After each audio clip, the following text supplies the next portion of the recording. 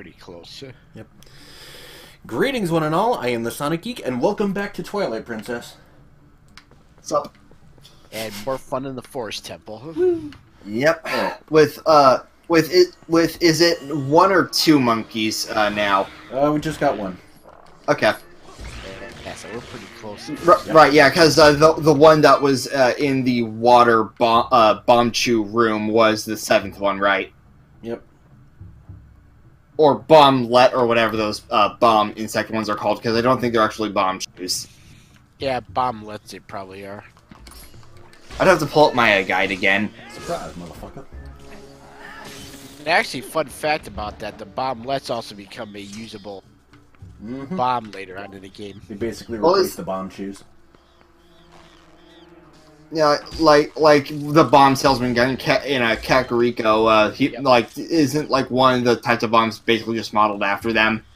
Yep. But It was. I mean, no, and it's not the bomb bag. The bomb bag just has a generic mesh look to it. yeah. Well, at least with the bomb bag in this game, you can have more than one spot for bombs in there, so it allows you to be flexible. Mix and match. Well, Yep. one thing I really love that they coded in is what happens if you light your lantern in shop. Oh. Oh yeah. Yeah, like the owner actually freaks out and activates his sprinkler system. Well, considering what you do in wolf form, that's not surprising. Yeah. Well, yeah. Which he just blames on the Twilight monsters, which Yeah. you're not really wrong is a technically. Really, it is a Twilight bug's fault for. It was the Twilight parasite's fault, really. But although it was also partially, well, okay, yeah, we were just trying to get it ourselves and decided to go in there, so yeah, it was its fault. Sneaky son of a bitch. Alright, And so... unfortunately, he had in like the worst house of there, where you had a ton of explosives in there. Yep. And it decided to hide in the goddamn furnace, which apparently did not have the best fire safety. And another stamp. Another thing I just love seeing, just when you know where to look, is the running gag of just finding the postman taking breaks or having some issues in random locations. Yeah. Whether it be, oh crap, letter got wet, time to dry it off at this furnace in the inn. Or, cow, please stop eating the letter. I'm going the wrong way. Like, the poor postman at times. Yep. And if you go through the Cave of Ordeals a second time, he will somehow be at the bottom. What a show off. You know, it's just like, no, like, just, how did you get here? I don't see a sword on you. I don't see a freaking spinner on you. Because remember, you need to use, like, each of the dungeon items in order to get through, like, each set of 10's checkpoint door. So, like, even, like, that's the biggest out of any of the, like, 100 trial dungeon things in any of the Nintendo games. Of, like, how the fuck did you get here?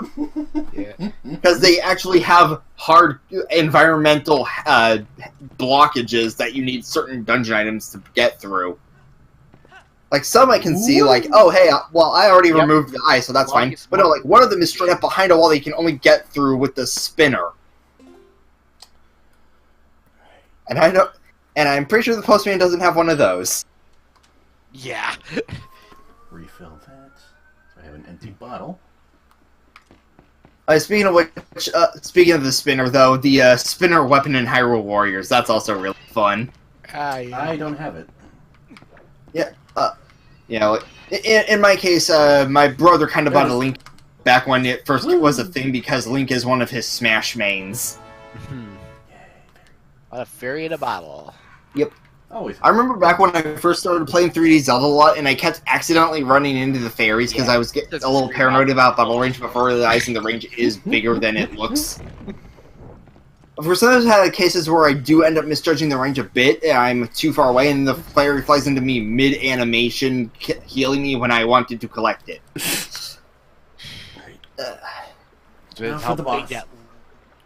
How big that boss lock is in the door does it just yank the door right off from the weight. Alright. Yep. Time for this boss.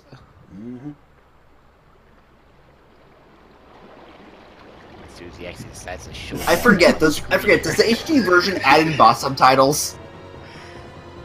We're about to find out. And here we go. Yep. Twilight Parasite Diababa. Yep. Yeah, because the SD version didn't actually have that.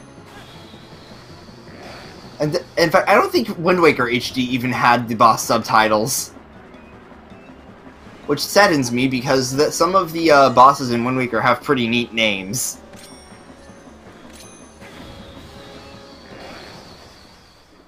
And now the real fight begins. Yep. Yeah. Yeah, it's just like, first time playing. Well, that was sad. Yeah. And then you realize, nope, that's not all there is to this fight. Oh, yeah, because this guy shows up. And yeah, he's Hi, rather Flagra. fucking ugly.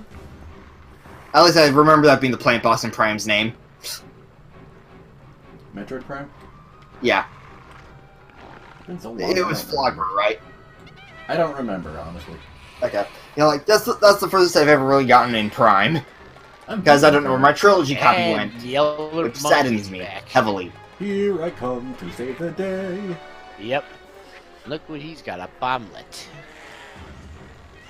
He basically provides... And that's another reason I love the Ook boss fight. He comes back. Yep.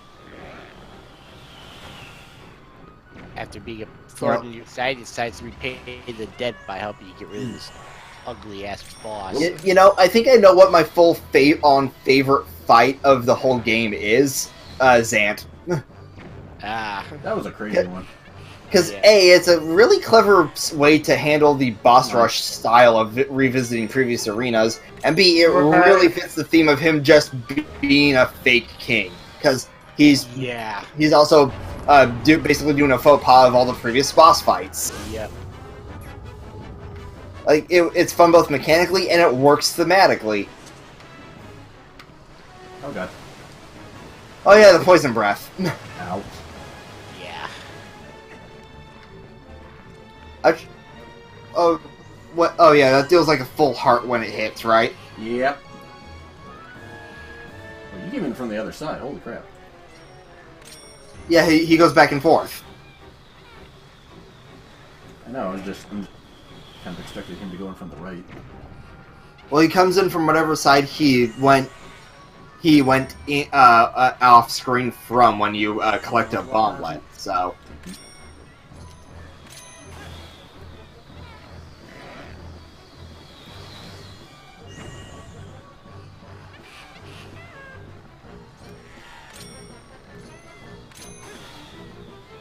Alright. But yeah, Diababa, really cool first boss, even if it is pretty quick, because if I recall, you can get the finisher. Yeah, Okay. and he's dead. I'm used to the finisher prompt showing up when fighting this boss.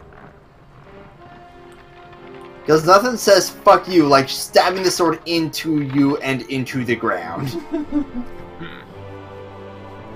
And the eye falls off. And apparently the eye was also its heart. Yep. Yeah. Yeah, the full heart container. Meanwhile, the boss itself, well, yeah. Rip. But yeah, Zant's also one of my favorite characters to use in Hyrule Warriors just because of how frantic his playstyle is. And we get our first few shadow. I haven't unlocked him in Warriors yet. How far are you into the adventure map? I've unlocked Ruto. Okay, so not super far. Yeah. You know, the normal map and the Master Quest map are the only two I've really fully completed so far, and even then I don't think I have all the heart containers in one of them. Because the heart containers usually involve getting an A rank, and especially in the Master Quest map, Christ. Not so easy. Yeah. Yeah. These are got Midna on screen here. I'll just mention this right now. My favorite shadow user in Hyrule by far, Twilight Midna. Oh yeah, Twilight Midnight is just fun. Oh yes.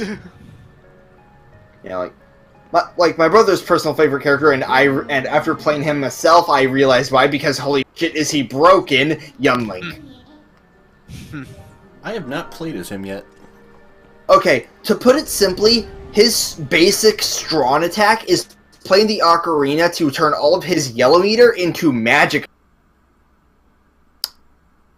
That sounds a little broken. Yeah, especially when you can still use that while in Fierce Deity mode. Fierce Deity being his magic meter. Jeez. Like, the whole playstyle with Young Link is stay in magic mode as long as goddamn possible. Gotcha.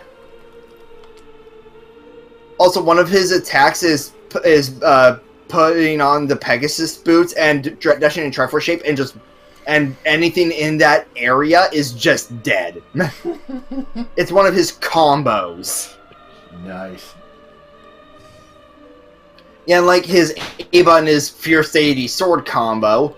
And his magic meter ender is cutting Majora's Moon in half. Oh, Jesus. Wow. Yeah. Well, like, for if you do the premature A-button ender, if you just let the magic meter run out naturally, I believe it's just like a Fierce Deity burst or something. Yeah. Also, seeing the Fierce Deity mask transformation in HD... That's gonna be interesting. Yeah, because, yeah, go figure, when he puts it on for the magic mode, they do the full-on Majora's Mask you put on the mask animation. Oh, lovely. Because those weren't freaky. Yeah. Yeah, so imagine that in HD. Alright. Also, Young Link is just a really fast character in general. Probably. Like, when you're in just Young Link mode, he's, like, using the, using, I believe, the Razor Sword, I think? And I think it's the Hylian Shield. It's either that or the Deku Shield or whatever. Also, like, when you're just in Young Link form, he's always got the Keaton mask on the side of his head. Which just makes for a nice little visual touch. Yeah. Like I said, I haven't used Young Link, and, like, I'm more inclined to use the horse because you can pretty much stun lock anything that's not a boss. With your strong attack. One of my personal favorite, super attacks, like the A-button attacks, would probably have to be, Toon Link's, because it's the Wind Waker Great Spin, complete with dizzy animation at the end. And then there's when you use the Sand Rods from Spirit Tracks, because its super move is just, fuck you, ram me with the Spirit Train. And this is the first time. Because Sand Rod is more than just, well, the Sand Rod. It also will summon the train for certain combos. You know what, when we're done here, I'm gonna boot up Hyrule Warriors and check all this out. It sounds like a blast. Yeah. It makes me really wish all those DLC costumes for the Wind Waker characters was in the Wii U version, because I would want... Because Conductor Link with that weapon is like the perfect combination. At least I think Conductor Link is one of Toon Link's costumes. Hey, speaking of the mailman. For the 3DS version. Yep, here he is. Yep. And also, since we couldn't say it earlier, but shout out to being the first time on Hyrule Field in this game. Yay. And you can immediately notice that something is horribly wrong because of how the background looks, i.e. the Twilight. Yeah, at least thanks to the Twilight wall, you can always see where you need to go. Yeah, that's pretty obvious. You know, at least until you clear all the Twilight areas. Yeah. Of course, at that point, it's a little more freeform, and generally the places you need to go are places you haven't been before. Yep. Pretty much just filling out the map at that point. Like, the way you get to Gerudo Valley is a pretty interesting way. Yeah. Firing the cannon. And speaking of the cannon, Dungeon 7. The Sky Dungeon? Yep. Yeah. Which has a really cool boss fight. Yep. Like, a lot of the boss fights in this game are awesome. You know, I think when we get to that point, like, using the Wii U gamepad is gonna make using the double hook shot lose kind of some of its magic. Oh no, yeah, using the Wii pointer for that was so cool. Yeah. Granted, you can also use the motion controls of the gamepad if you so choose. Well, but... yeah, but it's not the same. Yeah, it isn't. Although with like Wind Waker HD, it was neat. It was like, grappling hook. Okay, I'm just going to aim up slightly, and we're good. And back into the Twilight realm. Yep. Of course, like 3DS gyro for like Ocarina of Majora was pretty satisfying for the bow. Oh, hi, It Dougie. also means, yep, turning back into Wolf Link. Yeah. Oh yeah, I like how they basically made Midna's fighting style Wolf Link. Or at least summoning a bunch of Wolf Links. Like, just goes to show how strong their bond went, where even when by herself she starts using Wolf Links as part of her combos. And there it is. Ah yes, the first of these odor trails. Yep, the first scent trail, yep. Niff, niff. Sniff, sniff, yeah. And cue the next, like, 10 minutes of being in pure scent mode. Yeah. I can't see shit, Captain.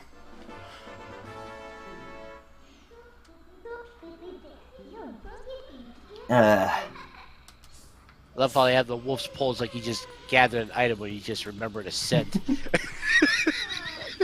Well, it is a collection item that gets replaced every time you learn a new scent, but it is a collection item. Yeah. I still find it funny that it does that, though. Okay, forget. Okay, make that the next 10 minutes once we deal with these guys. Yeah. And we've dealt with these guys. Yep. Twilight. Yes.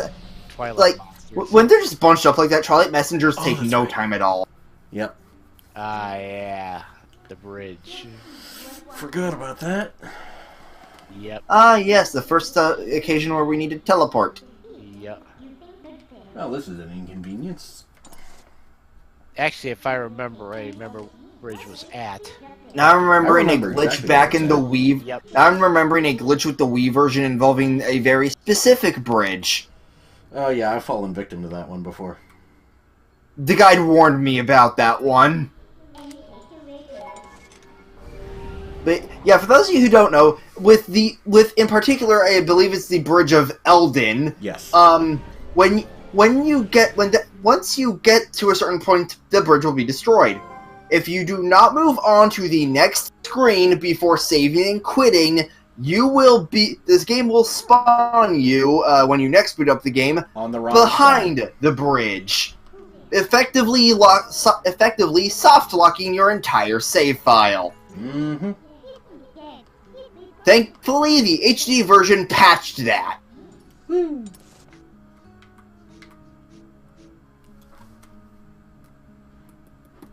Darn. Can't tap it. Granted, it's still not as bad as one particular glitch from Skyward Sword that I am really glad I van.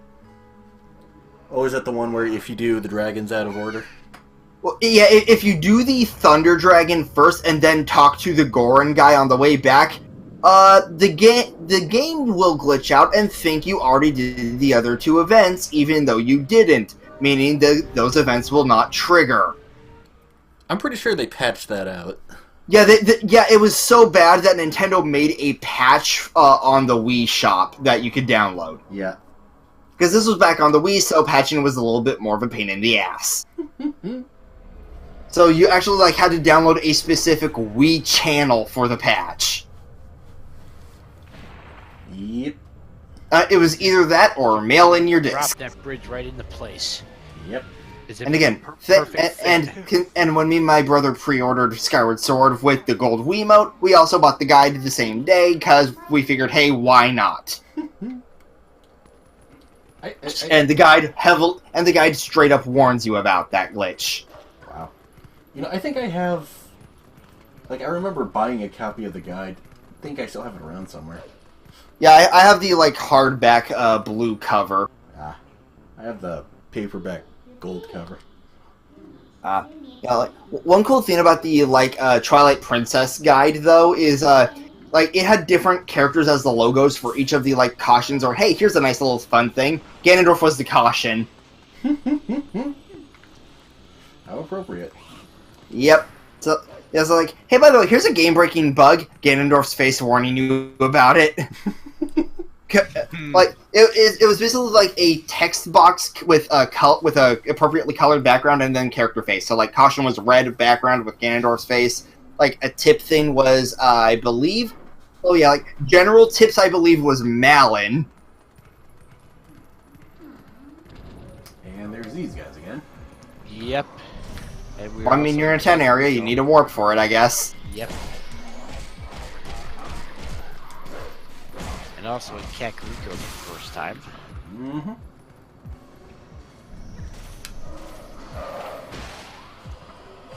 Oh, that should hit him. I think you ran into the barrier slightly. Is what happened. Yeah, I always. Oh yeah, good pro tip for those of you who don't know: keep the keep the messengers away from the barriers, or your attack will fuck up. Because you will run smack first into the barrier and stop prematurely, or just have your trajectory get thrown off. Pretty much did the trick to get rid of these guys when there's more than 2 of them. Kill one first and then finish off the other 2. Mm-hmm. Yeah. Yeah, they start to get a little tricky with the barriers later on, too. Yeah. like for the strategy you said, like in one particular case I remember on Elden Volcano, you've got a set of 3, but one of them is like set all on like the complete other end from the other 2 in a U-shaped barrier. Yeah. I remember that one. Which we're probably going to be getting to in whatever the next recording session will be. Probably. Yeah, probably. Oh yeah. Also, for those of you who haven't played the game, yeah, that one freebie that was the ending blow. That's the only freebie. Yeah, the rest you gotta kind of earn. Through really nice references to previous game songs. Mm-hmm. Yep. All culminating in the theme of this game. Mm-hmm. Yep. And Which tears. Which, honestly, considering where you get the next one, I would not be surprised, because it's been a while since I played, so I forget exactly which ones reference which songs. I would not be surprised if the second one's reference song was the Bolero of Fire. Considering where you find the Whistle Stone. Okay, yeah.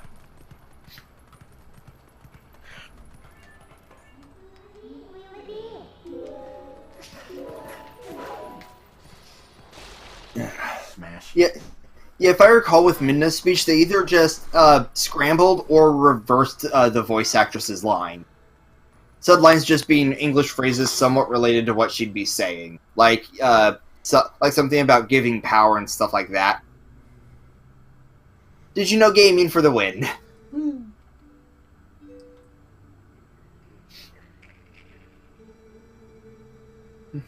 And the kids from the forest are in here. Pretty much trapped. Well, most of them. Yeah, most of them, other than the one, Mayor's daughter. And you got the bomb shop guy here as well. Oh. You gonna be able to hold in there, Trey? Yeah, I just tend to yawn occasionally. Yeah, he's fine. Yeah, I just don't want you falling asleep on me, too. You know, I've had cases where, like, playing Rock Band, I end up yawning while singing this song, and it always annoys me. Even worse than this karaoke app I have, because if you mess up a recording on that app, you have to restart the entire goddamn song. Sucks when it happens in, like, the last 10 seconds of the vocals. Or if I just straight up flub a line. Because that does happen. Yep.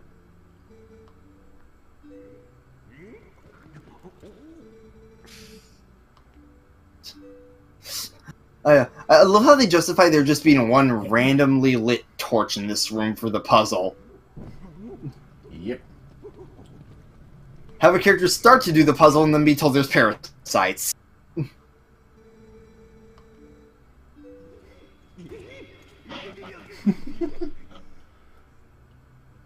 Yeah, I remember not really liking him that much first playthrough, but then he just kind of grew on me. The bomb guy. Ah, yeah.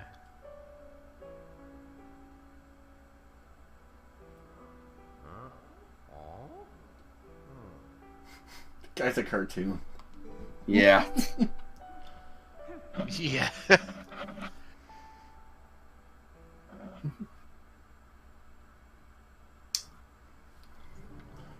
I wonder what I wonder what Colin's reaction would be if he knew you were in the room there when he said that. Yeah, that's a good question. Because I wonder what their reaction would Brandon, be. he's always made it pretty obvious how much he looks up to you. Yep. Yeah. And you gotta wonder what their reaction would be when he realized that Link got cursed and turned into a wolf. I mean, it's better than being a spirit who has no idea what the hell's going on. Yeah. Get that bitch a stick. Bitches love sticks.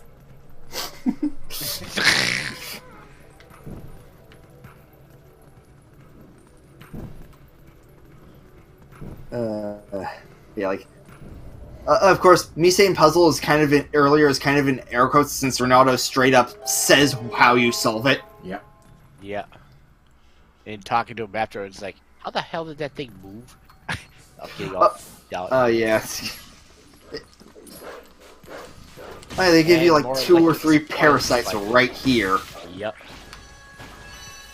Which is convenient, especially when they lessened the parasite count from 16 to 12 in the HD version. Ah. Like, they heard how annoying most people found these sections, and they figured, okay, we'll make them short. Well, relatively, at least, make it to where you have to hunt down less of them.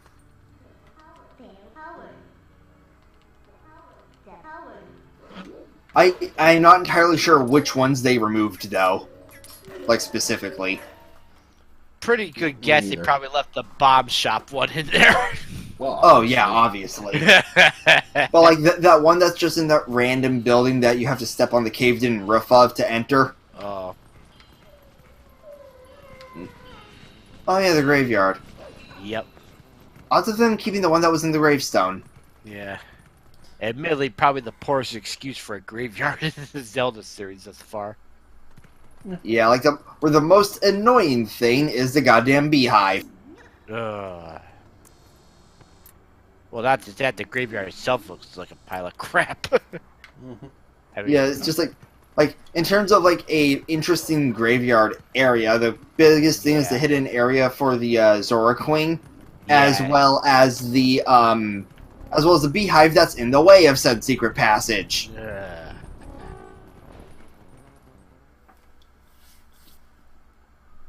Yeah, Kargaroks. They do not show up in a lot of games. The birds. Yep. In fact, Gotta light this thing. I think Kargaroks are actually only really in Twilight Princess, from what I can recall. There we go. Like, yeah, I do not remember Kargaroks being in any of the other Zelda games. Yeah, looks like that's the only one in here. Oh, but there's... I mean, if anyone in the comments feels like correcting me on that, feel free, but I just do not remember Kargaroks being in any other Zelda game. And dark Twilight goblins. Those are scary, right? Shh. Yeah, nothing a wolf can't handle. Yeah.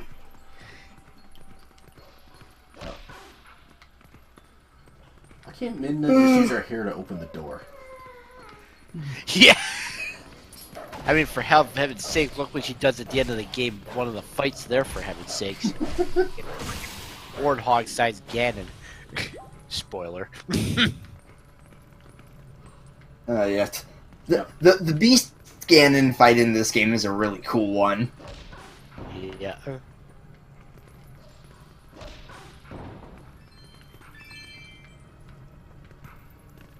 Of course, then there's the first phase of the whole Ganondorf fight, which I'm pretty sure caught everybody off guard. Oh, yeah. to being in a certain somebody else's body. Yeah. And of course, that's where they give you the Dead Man's Volley fight. Yep. Which I love how that's just become a series staple of boss fights. Yep. It actually existed back in Link to the Past too, i.e. Aghanim. Yep. You mean the thing where you knock the energy back and forth? Yep. Well, in that case, you didn't knock it back and forth. You just had to deflect it back at him in that game. Yeah, but like starting with like a Phantom Ganon and Arena onward, right. It was a case of back and forth, back and forth. Right? Yeah, I know.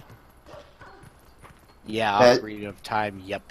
In fact, in Hyrule Warriors Legends, that's how you get the weakness for Phantom Ganon to show up. Ah.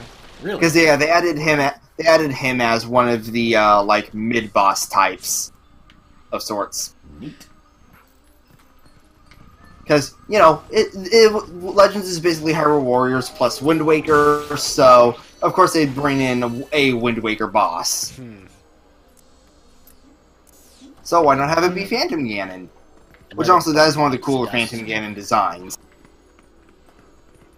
In my opinion, at least.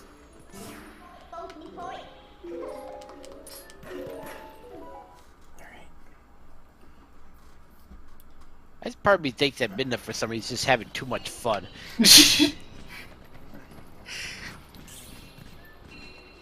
Then again, she's a hell of a lot better sidekick than old say Navi from Ocarina. She's my personal favorite, honestly. Yeah, I don't blame you for that. I'm trying to remember if it's actually possible to enter the window in the same jump as you break it. I'm pretty sure you can. Maybe.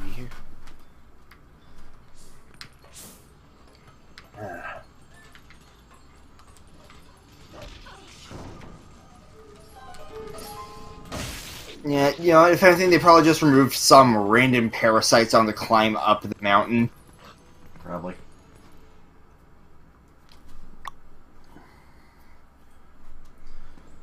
Because the map's saying there are 3 in there. So there will be 3 left once we start the climb. Yep. Yeah, that's definitely less. Plus, you still got another parasite beside those 3 left somewhere. Ah, there it is. Speaking of which... Oh, yeah, that's a bit like... Yeah, my mind kept thinking you'd be turning left to enter that house because of the Wii orientation. Yeah. Again, one big reason I picked Hero Mode instead of Normal Mode. Well, that plus, since I already beat the standard version, I figured I might as well do the double damage at the start. That's what I did with Wind Waker. Yeah. Of course, I ended up dying to the first goddamn boss when I can normally no-hit the guy. Oh, yeah. Like, in Wind Waker. Like, Wind Waker Goma's easy. I was sad that I died to him. Even if it was Hero Mode, because I can normally no-hit the fucker. Here we go. Yep. And there Like- goes the guy's storage shed. Dying 1 or 2 times in a lava dungeon, 3 hearts and are taking double damage, that I could deal with. Dying to the first goddamn boss, on the other hand... Keep in mind, Wind Waker is my 4th favorite. Was 3rd favorite, then Breath of the Wild happened. Yeah, I haven't got to play Breath of the Wild yet. I have the game, but It's fun. playing Yeah. other stuff. I beat the Wii U version, and I've been going through Master Switch, and I am still in the Great Plateau there. Yeah. I Because think my holy top shit. 5 Zelda games probably would be, well, Link to the Past first. This game would be second. I have to say Link Between Worlds probably 3rd. 4th might be Link's Awakening or Oracle of Ages. Basically, flip-flop 4th and 5th between those 2 games. Alright. Yeah, like, I do like the Awakening and Oracle. It's also a matter of I have them visually on 3DS and I don't play them often, so I forget where I am constantly. Yeah. That's the Plus, one Oracle- problem with the old Zelda games for me. They don't have a reliable... Well, the thing with Got the Oracle of game in Ages, too, forever. it's got the whole time travel thing, like kind of like Ocarina of Time did, so it's more like that one. Yeah, like I have Link's Awakening and both Oracle games, and like they all have the issue that most old Zelda games have, where you don't put it up in forever. Where the hell was I going? Yeah. And a wolf statue. And I tend to play most of the normal Zelda games in spurts. So there's that issue as well. Song of Healing. Yeah. Oh, this one's the Song of Healing. Okay. Mm-hmm.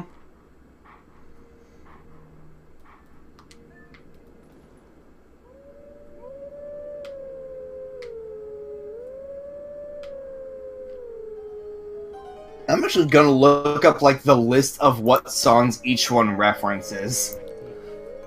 They're yeah. sort of referencing different Zelda games. Yeah, I know. I'm just like gonna quickly look up exactly which song each one references. It was actually a nice idea on their part to throw that in there. Yeah, it's a nice little touch. Yep. Ah, yes, Howling Stone. That's what they were called. Not Whistling Yeah, Stones, Howling Stones. Yeah. That makes a lot more sense, actually. Yep. Alright, let's see. So, yeah. Death Mountain is the Song of Healing. The Ozora River one is the Requiem of Spirit. Oh, yeah, that's the one for the Spirit Temple in Ocarina, right? Yep. Okay. Yeah. Yeah, Faron Woods is the Prelude of Light. That actually makes a lot of sense. The one for the Sacred Grove is Zelda's Lullaby, and then the last three are all brand spanking new. At least according to Zelda Wiki of sorts. Which, granted, pretty easy thing to check since they also have all the sound bites right here. But, yeah. Oh, wait, no, hold on. Wait, hold on. Wait, actually, wait. Backslice is the one, I think, actually, where you roll behind them. Helm Splitter is something else entirely. Hold on. I think Helm Splitter is the one you need the shield bash for. Yeah, it is. Yes, it is. Oh, Yeah. Oh, it's basically a better backslice. Yeah. Yeah, because Helm Splitter, what you do is you use the shield bash to... Yeah, it's like, backslice is the rolling parry Toon Link would do, while Helm Splitter is the jumping parry, basically. Yep. Almost forgot about you. Yeah, you shield bash and then you just follow up with another move right after that as a part of it. They can.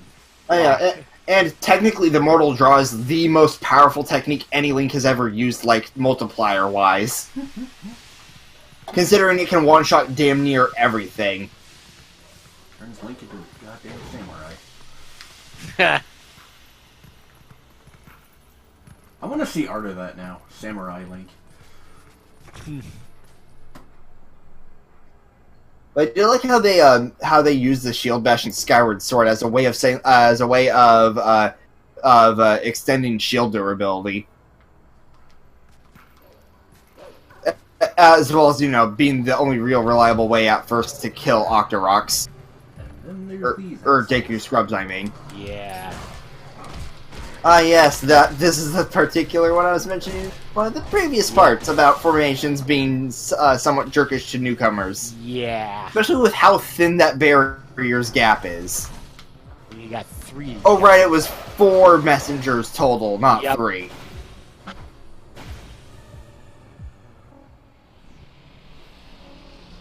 Yeah, I'm kind of surprised that, if I recall, they don't actually use Twilight messengers in Hyrule Warriors. No, I can't recall seeing one. Because, like, because the Twilight Princess reps for basic enemies was really just the Bokoblins and King Bulbin. Yeah. With King Bulbin just being the generic captain class, so you see a shit ton of them. Okay, yeah, there are 2. Okay. Yeah, I see there's 2 left that there's gotta get. Oh, yep. Come on. Fight me, bro. There we go. And another. I forgot that one of the techniques is just a better jump attack. And where's that last one? Oh. Oh yeah, it's basically a chargeable jump attack. And you got the falling meteors. Yep. And of course you got the standard great spin. That's where the section starts getting dicey, dealing with the falling meteors.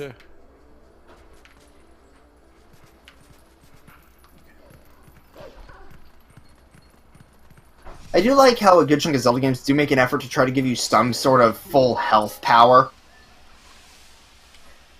Like in this one, it's the Great Spin. In like the older Zelda games, it's the Sword Beam.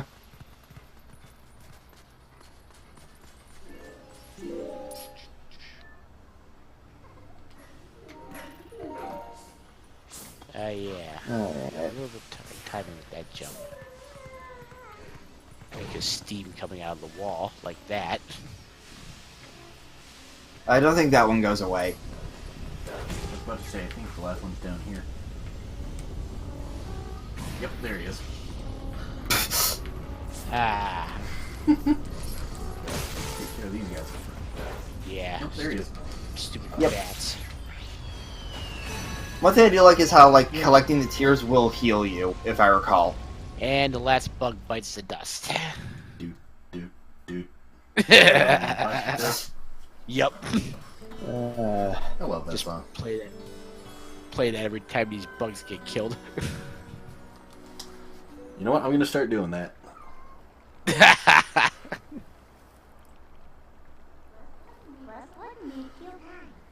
And Link gets back to normal. Mm-hmm.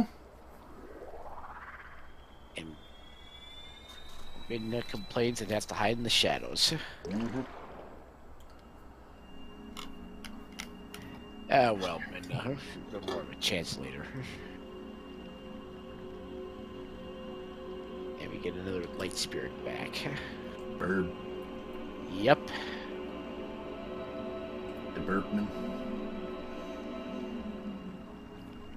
And like the last spirit or two, does not have a huge goddamn tail. Mm-hmm. Got huge wings, though.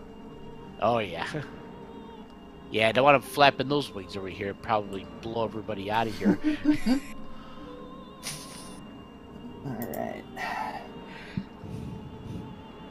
Oh yeah, one of them's a bird. Yep. So yeah, the monkey, the goat, the snake, and the bird. That's what it was. Mm-hmm.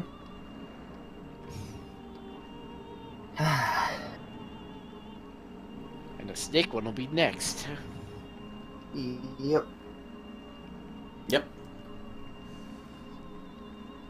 Which also has a really neat way to end off the whole Twilight parasite thing. Yeah, that's why I always start at the top of the map and work my way down, so that by the time I get the second to the last one, I'm already at the lake, ready to fight. Yeah, good idea. Smart. Yeah, in my case, first time I played, the last one I killed was the one outside Telma's bar. Oh. So it's like, alright, time to collect the last one. What the? Oh, okay, guess we're going all the way back to the lake now. And again with the baby. If I recall, like, with this, we're about to start, like, the next big set piece. Other M. What about Other M? I was just saying, the baby. Oh wait, Oh, this is goddamn it. Metroid Other M. Oh. Yeah, I've been watching the Brain Scratch playthrough of that.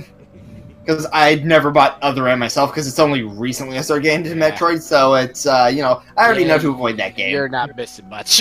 I have. Again, I've beaten like I that said, game. I already know to avoid Other M. Yeah, I've beaten it too, but it's like, yeah. The worst part about Other M is, based on the playthrough, there was potential. That's the worst part. There was potential. They missed it. Yep. I mean, Like, I can see places where it can be fun. I can see places where it could be good. But everything else just bogs it down. Yeah. Yep. My two biggest grievances with it, other than Samus never shutting up. Well, that's the one of them. The other one being, like, she locks away her abilities until she gets permission from this guy who she doesn't work for. Because, I mean, Yeah. she did used to work with him, if I remember correctly. So Yeah, I guess you could say, like he was her commanding officer. Yeah. so I guess you could argue that she's doing it out of respect for him. Yeah, But- that's I believe that's what they were going for. And Yeah. also, like, hey, we don't know if they're survivors. We don't know what issues there could be with possibly damaging the space station irreparably and dangerously. So certain things like, say, the wave beam, I can understand that being locked up. Because, hey, we don't know... Because, hey, you can shoot through walls. We don't know if you'll accidentally shoot something vital to the station and our own survival. You know, stuff like that. Yeah. But stuff like, say, the morph ball or the space jump, how would that be a hazard? Yeah. Is this the part where we're supposed to get Epona? Yeah. I think you're supposed to leave through the other entrance. Yeah, you have to leave the other one. No. Then your opponent basically comes. Yeah, back because, at the end. like, you start heading back the way you came to try to find a lead or something, because that's the way you close town, and then boom. Alright. Let's try it. I was about to ask where the hell you were going before I remembered. Right, different orientation. Graveyard is to the left. What, like when you started turning right there. Okay.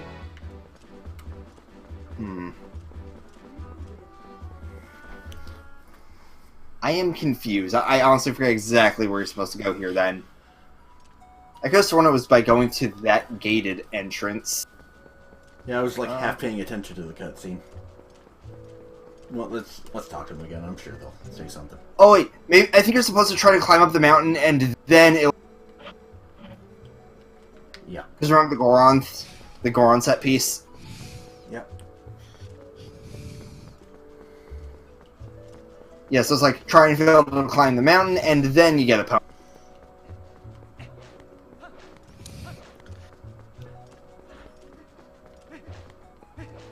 Trying to remember, is it before or after the dungeon where the next King Bulbin moment happened?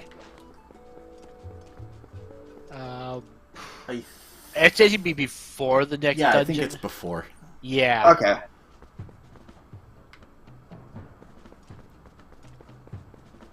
But I do love the King Bulbin sections. They are really cool.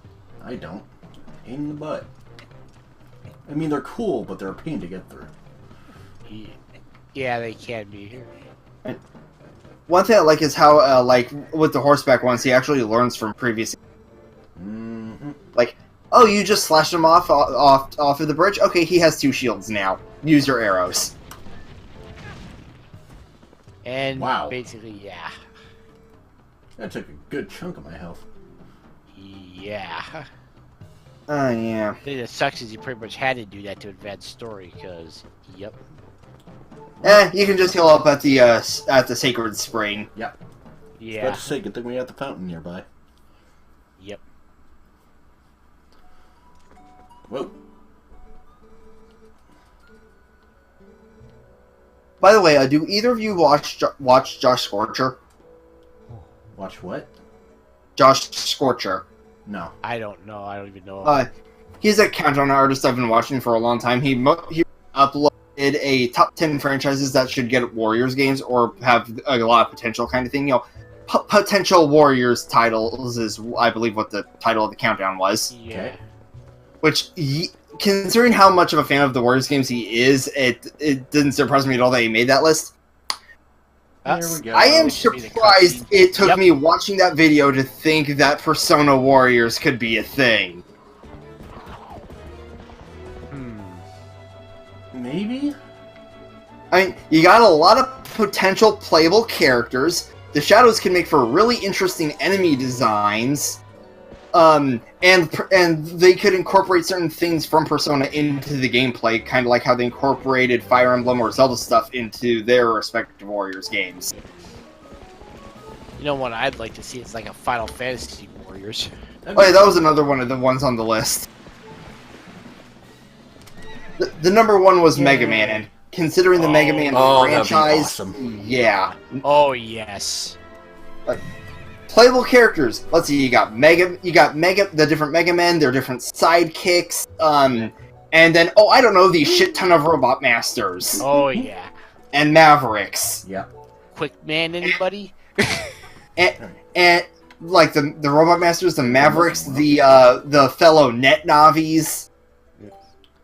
And then, considering the whole crossover aspect of Warriors, just all the different Mega Men teaming up.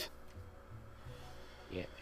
And like the ways they could incorporate the different villains, like such as Wily, Sigmund, and Vile. Yep. All right, gonna call this episode here. We went way over.